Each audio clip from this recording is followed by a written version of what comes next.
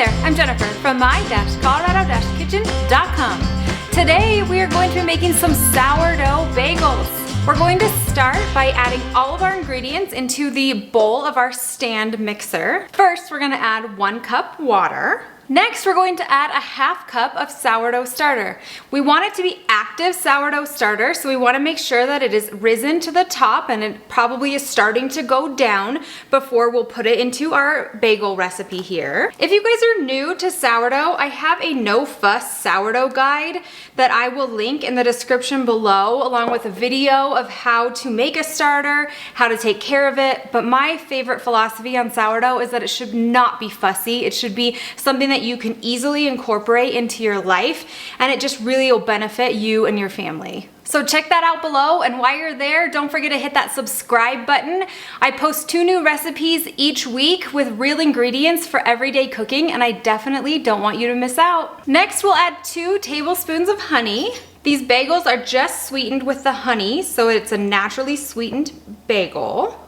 Today I'm just showing you how to make a plain bagel that will top with some different fun things. After the honey, we're gonna add 2 teaspoons of salt.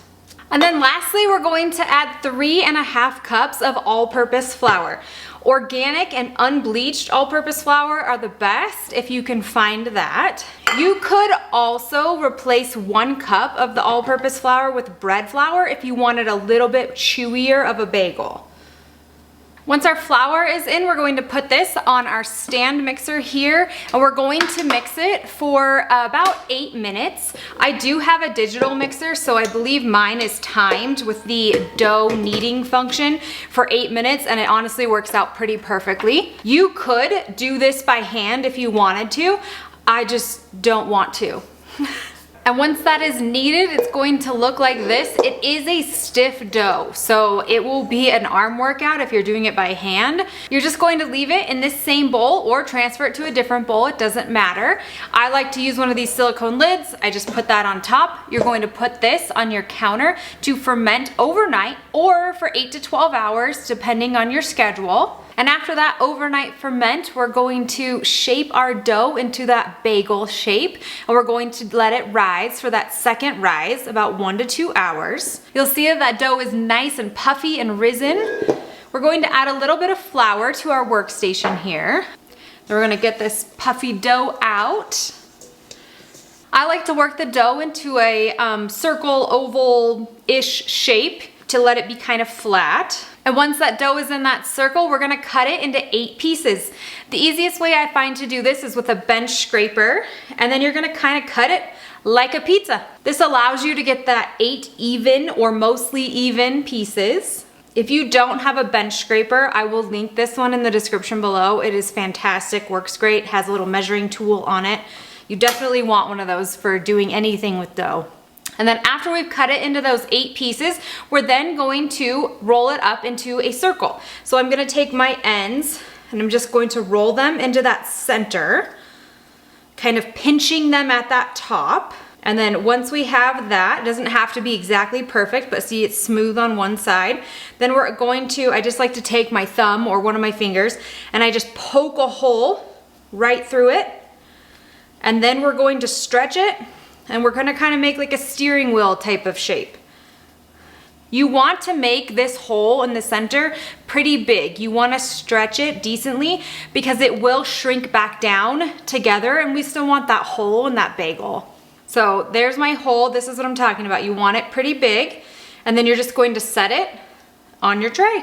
And you're going to repeat with each of those 8 pieces. You can see them shrinking back down already. Bagels are so versatile. You can use them for so many things. You could make a breakfast sandwich. You could just spread some cream cheese on them for breakfast. You could add a little marinara sauce. You could put some cheese and some pepperoni on there and make yourselves a little pepperoni pizza. I mean, the sky's the limit on what you want to do with these bagels. They are fantastic. They're soft, they're chewy, and you will fall in love with them. You will not have to go to the bakery and grab bagels anymore. The best part is you know what's in them. As far as timing goes, after the overnight ferment and then waiting for these to rise for another 1 to 2 hours, what I typically do is we usually make these on a Saturday, so I'll mix up the dough on my Friday night, and then that Saturday morning, I will get up, and before I get ready, get dressed, whatnot, I'll come out here to the kitchen and I will shape these bagels, and then by the time I'm ready and I'm getting all the rest of our breakfast ready, then these bagels are ready to do the next steps and go in the oven, so we have them nice and fresh for that Saturday morning, and it doesn't feel like I had to wait for them on that second rise. Once these are all shaped, then I'm just going to take a wet flour sack towel, and then I'm just going to cover them just loosely, so that way they don't dry out. We're gonna just set them aside, let them rise for 1 to 2 hours. You just want them slightly puffy, and you'll notice when they've gotten a little bit bigger, and then you're good to go with our next step. When those bagels are almost done with that second rise, we're going to preheat our oven to 425 degrees. And then we're going to take a big stock pot, I'll link this one in the description below, and then we're going to add 6 cups of water to it. We're going to add 1 tablespoon of sugar. I always love to use organic cane sugar. This is the water that we're going to boil these bagels in, that's going to give it that nice crusty shell around the soft part of that bagel inside. We're gonna take a ½ tablespoon of baking soda. We're gonna take this pot, we're gonna put it on the stove, and we're gonna turn it on high just to get it to boil. While that water is heating up and my oven is preheating, I like to just prep toppings that I want to top my bagels with. So 3 of them that we use in our house would be just plain salt, and then some everything you love bagel seasoning. This one happens just to be from Thrive Market, but any of your favorite, like the all-purpose bagel seasoning, is great. And then lastly, I would say my kids and my husband's favorite is the cinnamon sugar. Once your bagels have risen for that 1 to 2 hours, they're a little bit puffy, you can see here, then we're gonna take them over to our pot of boiling water. We're going to place them in the pot for about 1 to 2 minutes per side. I do mine in 2 batches with my big pot so that they don't touch too close. You will want to make sure that if you are not using these baking stones, which I love these baking stones, this one happens to be my pizza stone, which I use for so many other things. If you are not using one of these stones, then you do want to line your baking tray with parchment paper so the bagels don't stick. You'll want to use a slotted spoon, or honestly, I use this fish turner. I use it for so many things. I'll link one in the description below for you as well. But to get the bagels out, because you want them to get as much water off as you can. You do not want to skip this boiling step, as it keeps that crust perfectly chewy on that outside, and then we'll make that inside stay soft and that fluffy bagel texture that we just all love. Once those bagels are boiled, now it's time to top them if you want. So I do like to do both sides of my bagel, depending on what topping it is. So that way when you cut it in half, you get the flavor on both sides.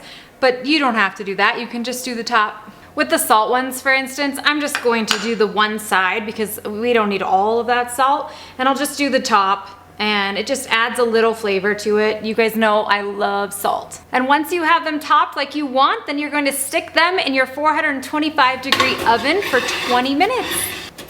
Once that 20 minutes is up, those bagels are done. Look how great they look. I would let them cool for just a few minutes before slicing into them, as they will be hot, and then add some of my homemade whipped cream cheese to it. I will link that video and recipe in the description below. I hope you guys really enjoy this recipe. Thank you so much for making some homemade bagels with me. Make sure you guys let me know if you make these bagels and what toppings you put on them. I can't wait to hear. Don't forget to hit that subscribe button and give this video a thumbs up, and then hit that bell to make sure that you never miss a new recipe. For the full principal recipe details, I'll post those on my website at my-colorado-kitchen.com, or I will link them in the description below. From my kitchen to yours, happy cooking!